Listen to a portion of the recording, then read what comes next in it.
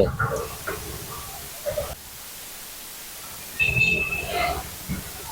Ano guys, sa Cathedral. Ito yung likod Ito yung tapat na to. Ito yung dinaanan natin likod na. Dito na tayo sa pabahay ni Orme. May nagano dito guys. No? Nagano yung may nilad ng tubig. Nagsusupply.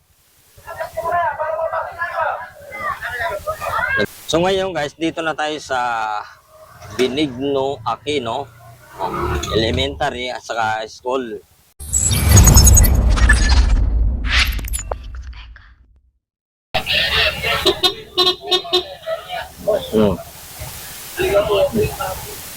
Okay guys,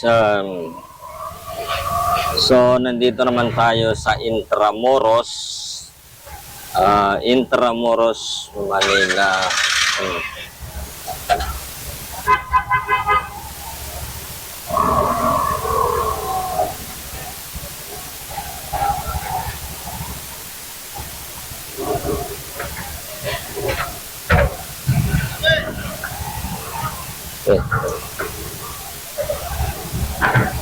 So,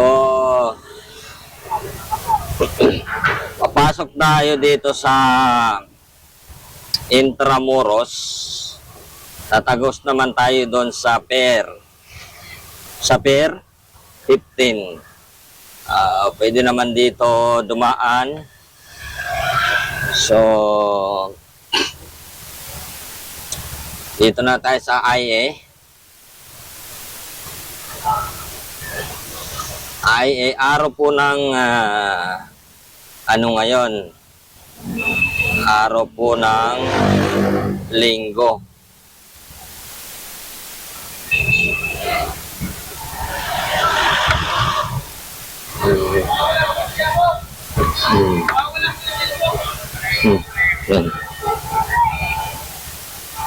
Araw po ng Linggo ngayon. Ito tayo sa Intramuros ngayon. Sa ano ba street ito? Maganda dito kasi naka-ispalto. Yung dito banda naka-ispalto siya. Yung dito naman hindi pa rin nalagyan ng ispalto.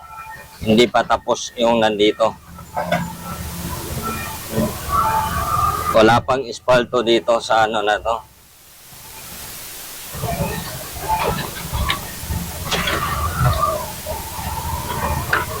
Malubak pa dito.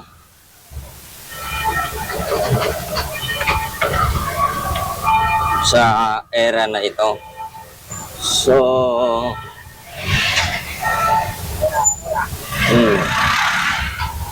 dahil nandito na tayo sa ito yung gilid ng guys, sa Cathedral. Ito yung likod Ito yung tapat na to. Ito yung dinaanan natin likod ng Cathedral ito. Sa Cathedral tayo.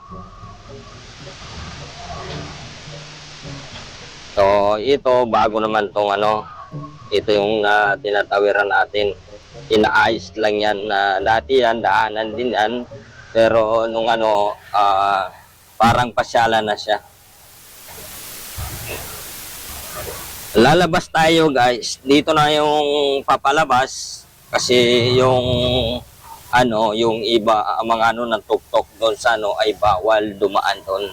Kaya samahan niyo ko guys, dito yung labasan,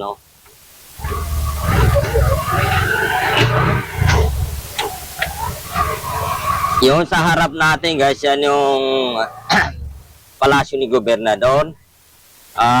Nandito po yung Pag-ibig. Pag-ibig na walang hanggan. Dito sa tapat natin ang Pag-ibig. Ayan, paglabas natin ito, ang mapalabas natin dito yung dito sa sa Pier Under Circle. Ito MTC. Harap natin tong kulay na ito. Tapos dito tayo tayo dito. magkakaliwa. So ngayon guys, dito na tayo sa pier ngayon. Yung sa harap natin, dyan po yung under circle. Nasa tapat po tayo ng Petron. So, ito yung under circle. Yan. Ang dadaanan natin, ito. Papunta ng Delpan para pumasok naman tayo ng Baseco.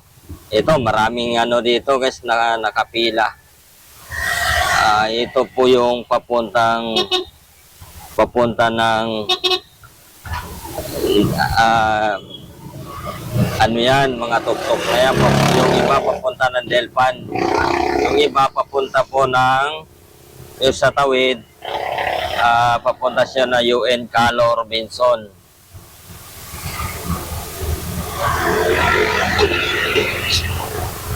Ngayon nakatawid na tayo dito sa papunta na naman tayo ng Baseco. Samahan niyo ako guys para makikita naman natin ang area po ng Baseco. Ito yon.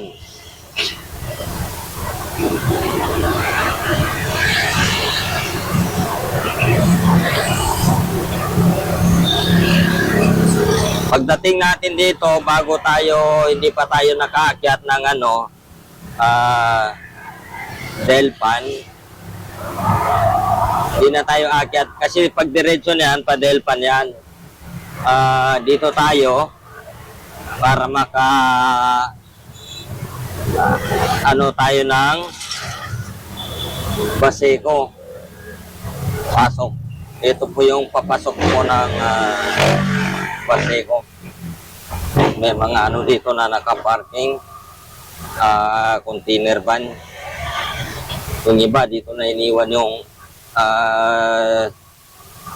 bang tawag yung mga container, pinuputol na dito yung niya, dito na naiwan.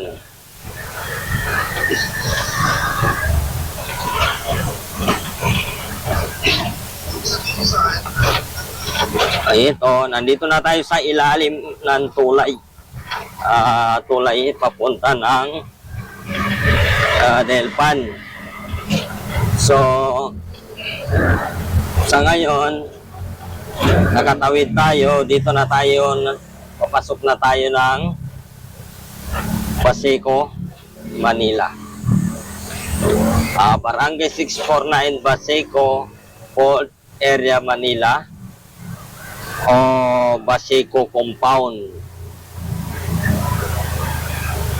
So, makikita natin dito guys, ito na ang padiretso papasok po ng Baseco.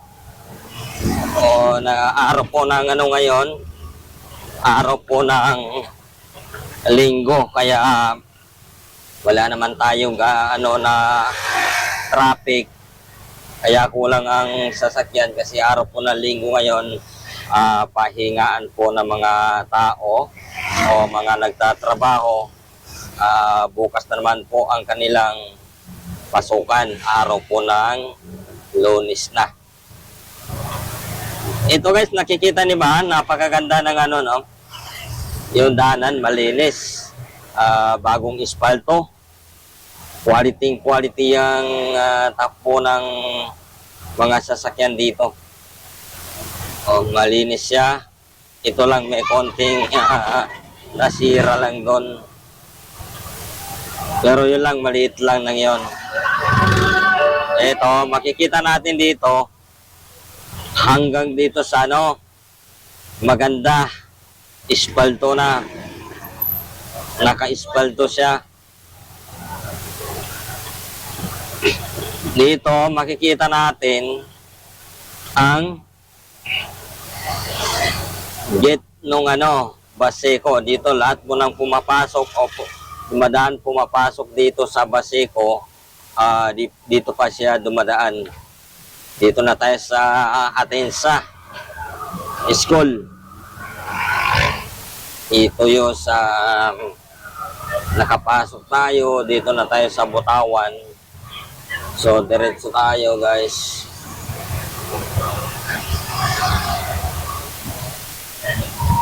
Yun, okay naman yung karsada na dito, malinis. Malinis na, naka-espalto siya. Subukan natin dadaanan dito sa gilid ng dito naman tayo dumadaan. Silipin natin dito. Medyo lang dito, guys, malubak.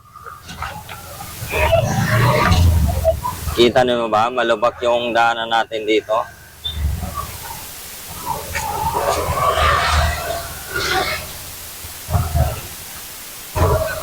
Oo, malubak nga. Kasi yung pinabas po ng ito, Maynila, dito yung gitna na yan, nakikita na may bihak dyan.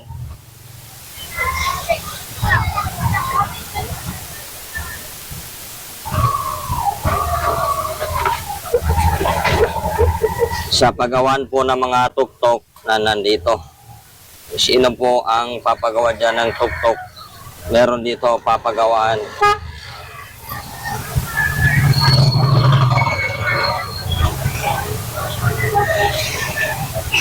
Yan na mga ginagawang tuktok o inaayos dito sa harap na ito. Yan marami rin nakatingga dito na tuktok nakaabang sa pag-ayos o mga nagsisenjoil. Ito makikita natin dito medyo malubak pa malubak pa yung dahan nandito.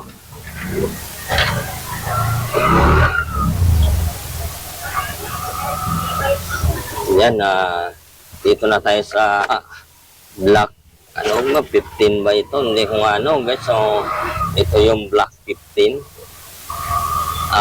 Dito natin makikita ang gilid ng kalsada na dito, no? Yung may na dito. Yung bako. Nandito na.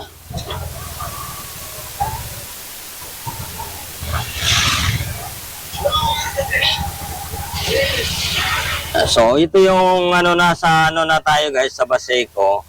Nakapasok na tayo. Tapos makatagos na naman tayo doon sa ni Yorme, sa pabahay ni Yorme.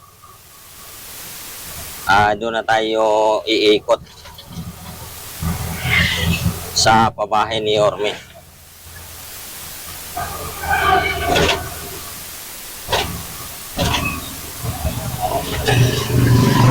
Ito na to para to sa bumababa, nabihak yung karsada dito, bumababa kasi hindi pa nagawa ng gutter dito sa unahan. May na dito, may gutter na. Meron na silang gutter dito banda.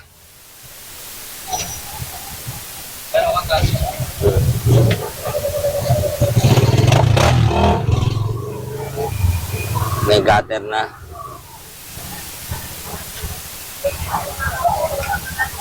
Ikita natin, ito yung gutter. Mataas na yung gutter dyan. Tapos umiikot tayo dito.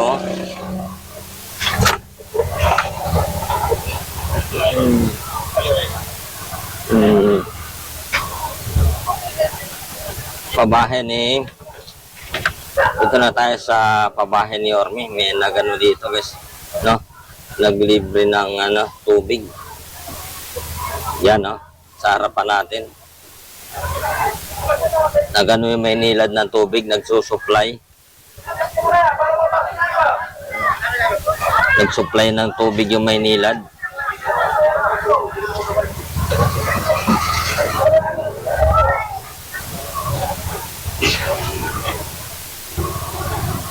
Sinusupplyan sila ng tubig dahil ang dito ay mahina ang tubig, saka hindi pa tapos na Maynila itong yung kanilang ginagawa kaya nagsusupply sila ng tubig dito. So ngayon guys, dito na tayo sa Benigno Aquino Elementary at saka school. Yung high school nasa harap natin.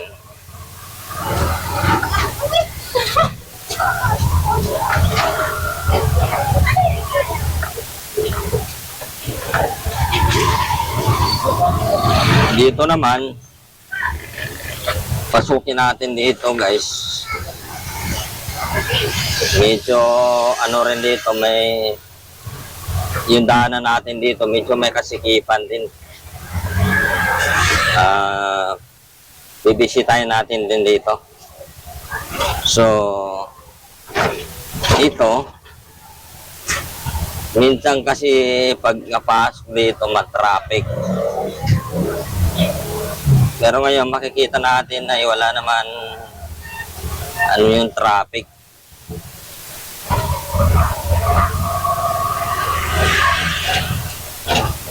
Ito nakikita natin na ito naguhit, ito yung inano ng ano, Maynilad.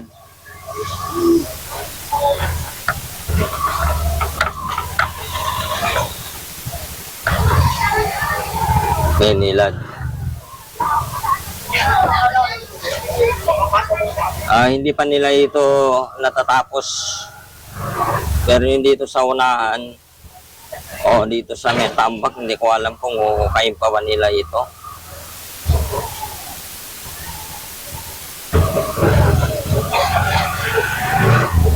Ito lang maging problema dito pag nakakasalubong yung mga puro malaki na sasakyan. Yun lang maging problema dito kasi minsan nahirapan din magsasalubong.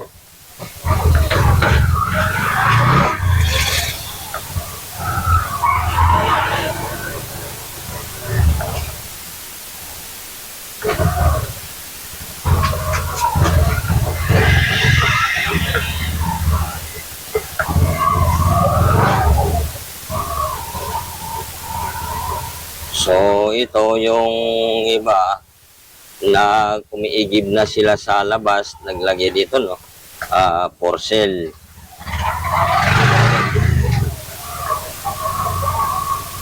For sale.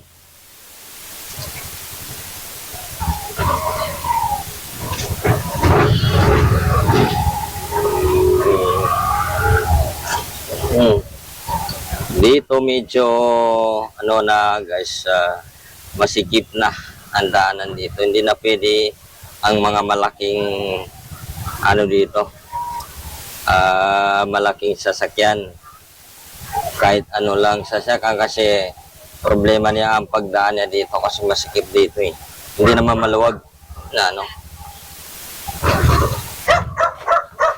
Ito yung maging problema niya dito pag pumasok sila dito. Hindi makatawid kaagad kasi masikip.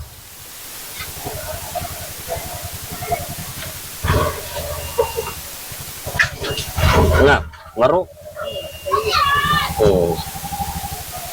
Ayan.